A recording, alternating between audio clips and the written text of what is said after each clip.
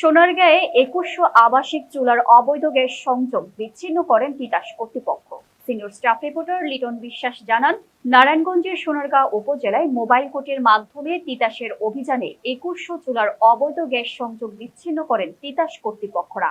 ১১ মে সোমবার সকাল থেকে বিকেল পর্যন্ত অভিযান চালিয়ে জামপুর ইউনিয়নের মিরেরটেক চান অ্যান্ড সূর্য ফিলিং স্টেশন সংলগ্ন কালভার্টের ভিতরে মিরেরটেক বাজারের পশ্চিম পাশে চান অ্যান্ড সূর্য ফিলিং স্টেশন এর পূর্ব পাশে সাদেপুর ইউনিয়নে কাঠালিয়াপাড়া সরকারি প্রাথমিক বিদ্যালয়ের পাশে প্রায় ২ কিলোমিটার এলাকায় ২১০০ চুলার অবৈধ গ্যাস সংযোগ বিচ্ছিন্ন করেন। এই সময় নারায়ণগঞ্জ জেলা প্রশাসকের কার্যালয়ের সহকারী কমিশনার এক্সিকিউটিভ ম্যাজিস্ট্রেট সোহাগ তাবিল, সোনারগাঁ জোনের ম্যানেজার প্রকৌশলী শবিউল আউয়াল এর নেতৃত্বে অভিযান পরিচালনা করেন। মোবাইল কোর্টের মাধ্যমে উচ্ছেদ অভিযানে সোর্স পয়েন্ট কিলিং করা হয়। এই সময় তিতাস কর্তৃপক্ষরা বলেন, সোনারগাঁয়ে অবৈধ গ্যাস সংযোগ উচ্ছেদ অভিযান পরিচালনা অব্যাহত আছে।